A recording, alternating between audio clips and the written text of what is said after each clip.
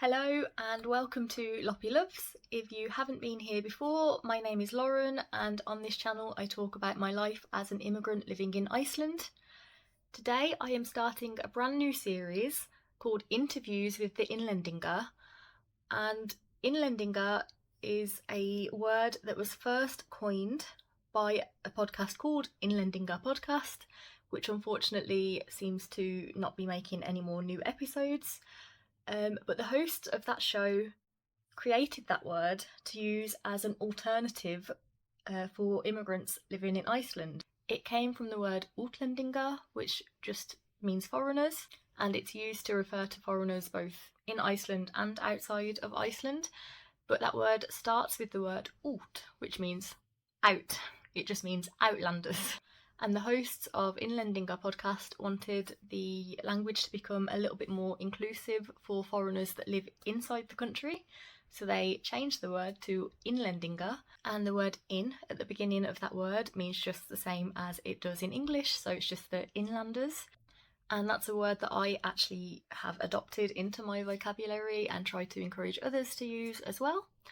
But to me, Innlendingar doesn't just mean like foreigners that live in Iceland. I just take that to mean anyone that lives in Iceland, no matter what their background. And in this series, I am interviewing both immigrants that have moved to Iceland, like myself, and also native Icelanders. In this series, there will be a video uploaded every 2 weeks from today. And I have currently recorded enough episodes to last until the end of the year. So in this first episode, I am interviewing Lindsey, who is originally from Florida in the United States, and she now lives in a very small town called Borgarfjörður Eystri in East Iceland. And she has sent me a clip of where she lives, just to give you an idea of the location.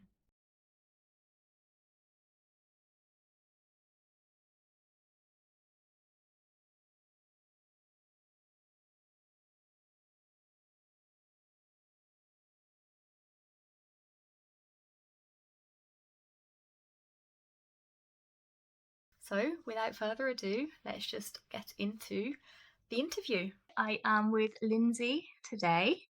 Welcome, Lindsey. Hi, thank you. Would you like to just introduce yourself quickly? My name is Lindsey. I am originally from the States. I'm from Florida. I moved to Iceland 9.5, almost 10 years ago. And now I live in Borgarfjörður Eystri in East Iceland. Remote region. And yeah. So, why did you move to Iceland? So originally I moved to Iceland for work. I was working in the States and was working a lot.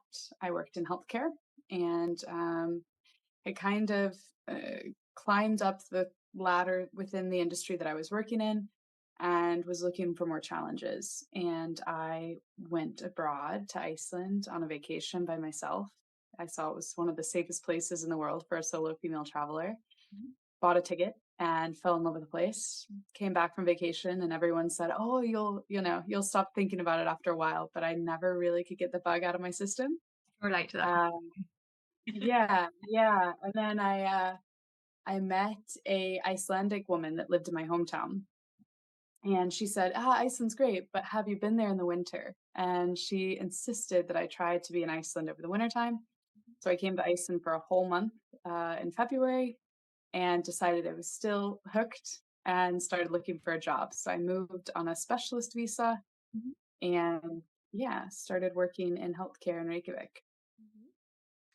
And is that still the reason that you live in Iceland, or are you here for a different reason? That's a mixed answer now. If you had asked me like 6 months ago, I would have said no. But life just is ever changing. But no, I would say the main reason I live here now is because I met a guy, I married him, and now we have 2 kids and a house. So pretty settled here.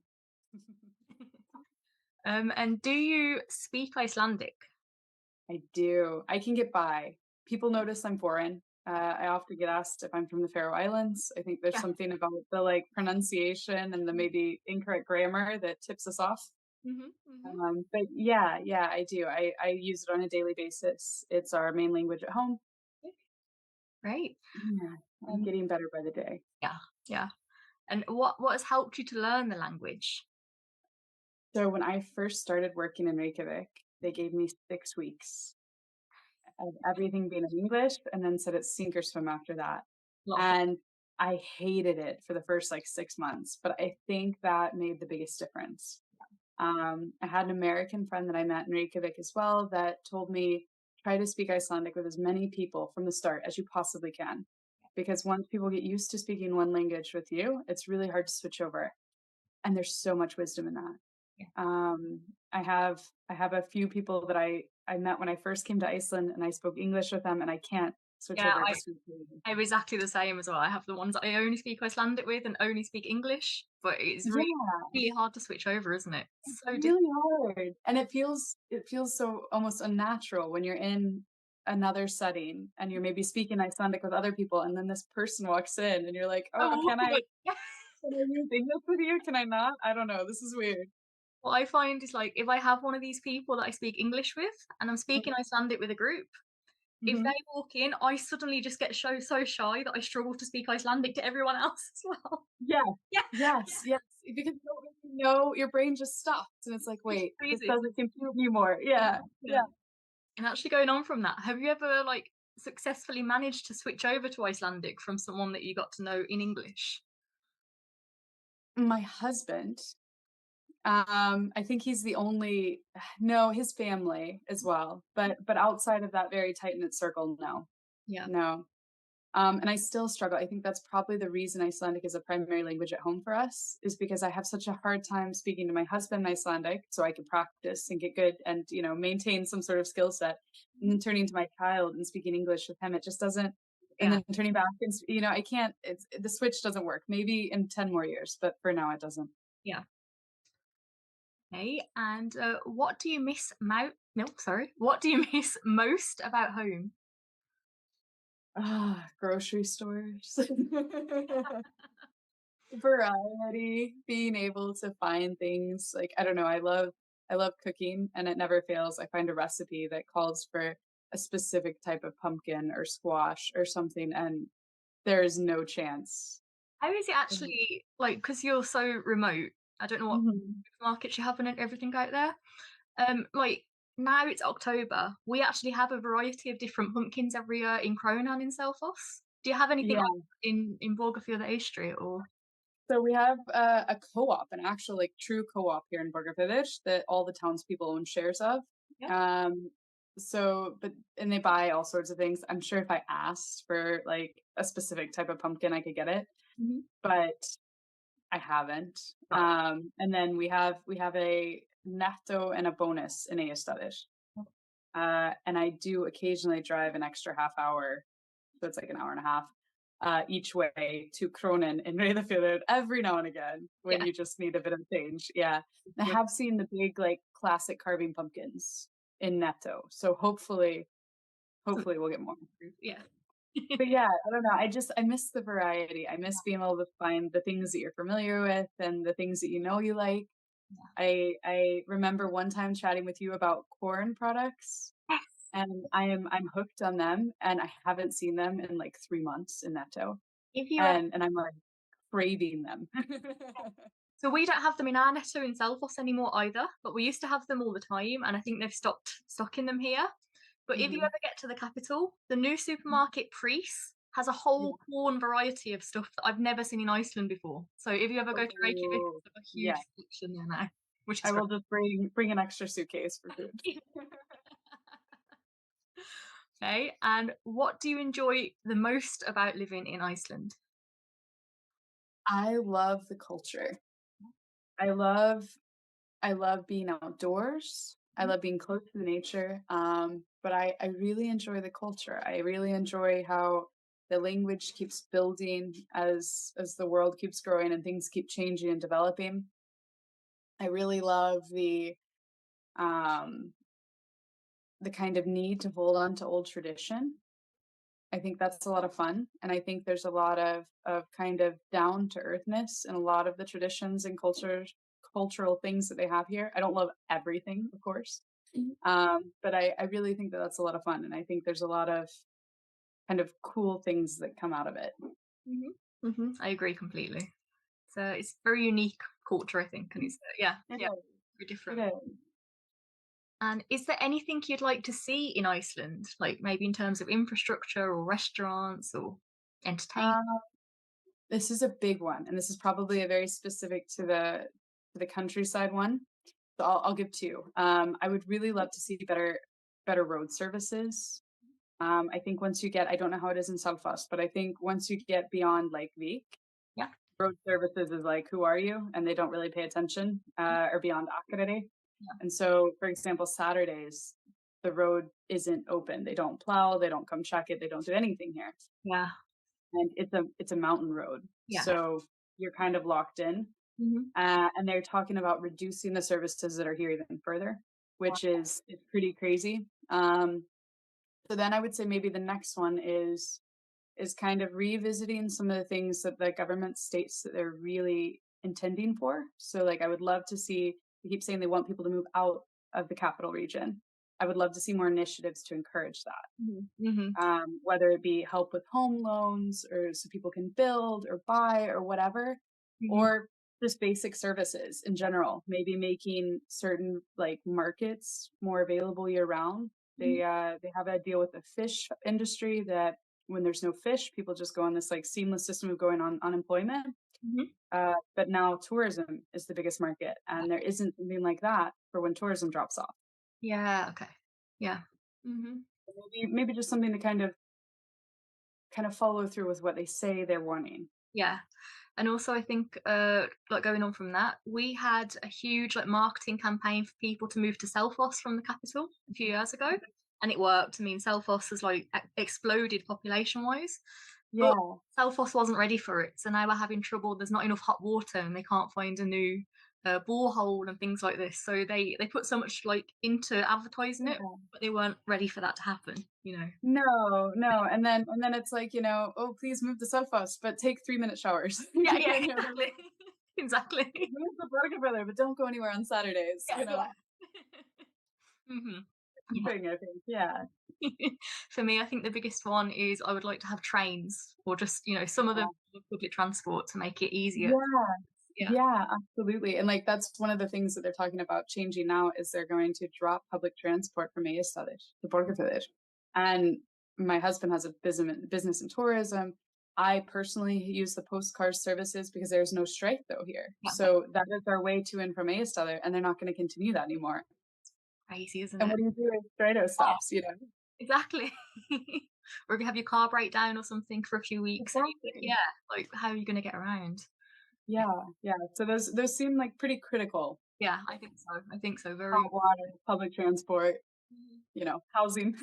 Yeah. A lot of big issues. Yeah. Yeah. So, what do you wish you'd known before moving to Iceland? Even. Um, so everyone told me that the language was a big thing. Mhm. I knew that going into it, which I was really, really grateful for. I think maybe I would have liked to have known that it's harder to get into society when they can't trace your roots. Yeah. Yeah. When they can't place you. And it's interesting because I feel like everyone has some sort of connection here and everyone knows someone who knows someone. Yeah. And And now watching, particularly here in the East, but even in Reykjavik, Mhm. people kind of struggle and be like, wait, whose daughter are you and how are you related? Oh, this is your husband. And then my husband's half Icelandic, half Swedish. Yeah. And so if you can't trace his mom's half, then we're just this like ambiguous, no one knows who we are. Mhm. And that's weird. People Yeah. don't like that. And I maybe would have wished that I would have known that you kind of have to work a little bit harder to get into circles and get into friendships than I anticipated. Because I Mhm. feel like on the surface, sometimes Icelanders seem very open, Yeah. um, in certain social situations, but then when you try to take it to the next friendship Further. level, they're like, Yeah. "What?" Yeah. Um, Bit of a and distance. I don't know who you are. I don't know where you come from. And you're like, "Well, I'm Lindsay from Florida," and that doesn't do anything Yeah. for them. Yeah. I understand that completely. Exactly. Yeah. a bit difficult sometimes. I think that's something that's kind of a universal immigrant experience, but Yeah. I don't think I recognize that would happen like it did. Yeah. hmm Okay. And do you feel that you're able to reach your full potential professionally in Iceland? So that's a fun question right Really now. interesting question. Yeah.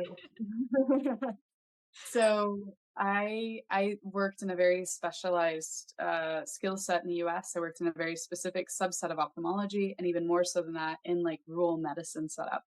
And on paper, that sounds like something Iceland should have been doing years ago, and in many fields. But rural medicine, telemedicine isn't something that they're really familiar with, and they're just now taking the kind of initial steps. And when I first moved here, I was working in a particular type of ophthalmology called vitreoretinal, which is just the very, very back of the eye. And just as a comparison, the town I worked in was 350,000 people. We served an area of about 500,000 people, which is more than the More population than of Iceland. Iceland. Yeah. But that being said, we had 8 specialists that did just back of the eye stuff. And then I moved to Iceland. The population was about 350,000 at the time. And there was one doctor who did this. He spent half of the year here, half of the year in Sweden.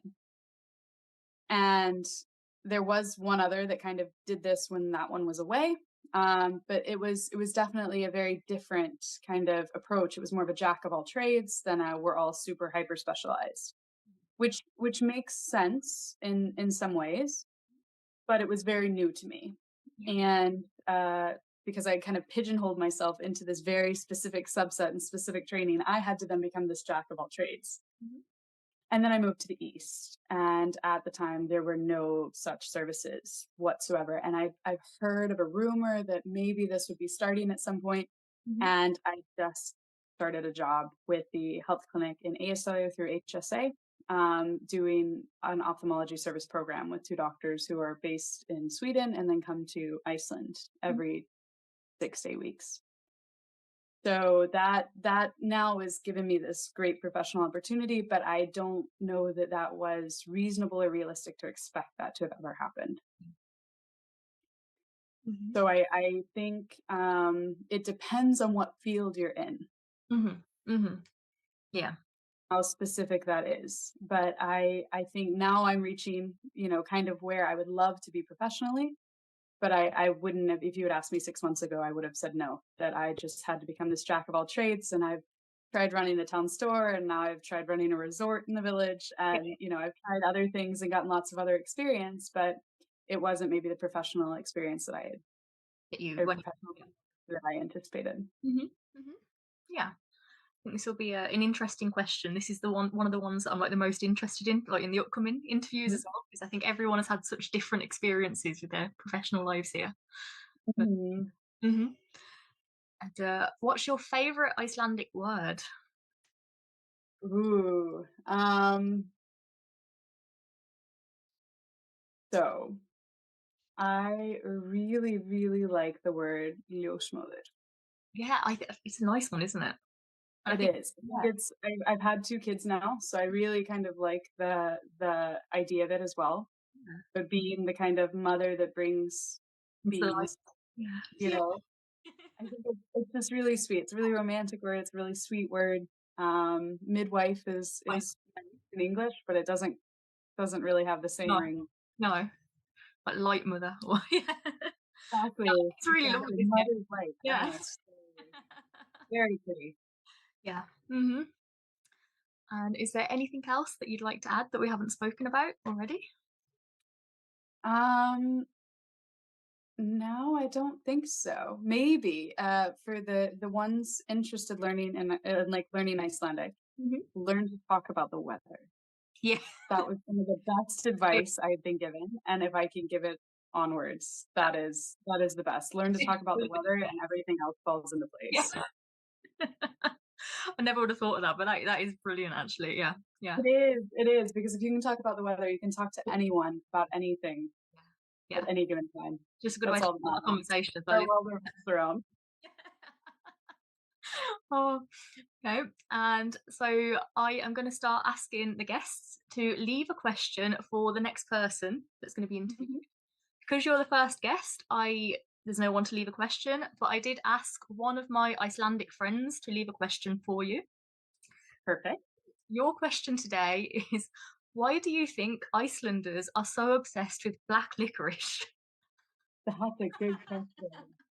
I like that one. Yeah. Um, I am going to say that my guess would be because they really want to be like all the other Nordic countries. And the Finns and the Swedes and the Danes really love the stuff. And I think Icelanders probably sprinkled in some coconut sweetness to try to make it a little bit more palatable. Mhm. But I think they're just trying to copy the Nordics. Good answer. I think so too. Actually, what do you That's think? the one that ends up on a headline somewhere on the news. Foreigner says Icelanders only like this to be like the Nordics. Cause a big scandal.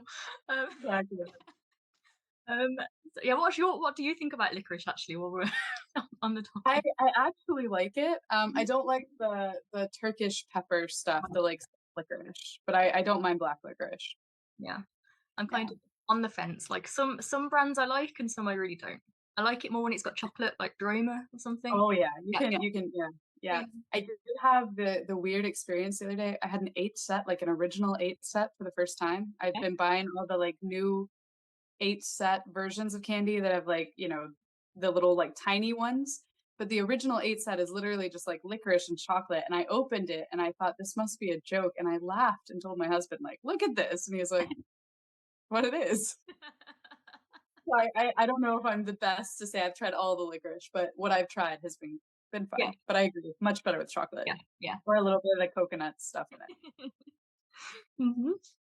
So yeah. So Good. that's it for today. Thank you Awesome. for talking to Thank me. you. So that was it for today's interview. I hope you enjoyed it. Let me know in the comments below what you thought, and please like and subscribe if you haven't already. And if you are living or have lived in Iceland and would like to be interviewed on the channel, please send me a message via Instagram, it's just at LoppyLoves, or via the Loppy Loves Facebook page. I would love to hear from you. Thank you for watching and have a lovely day. Bye!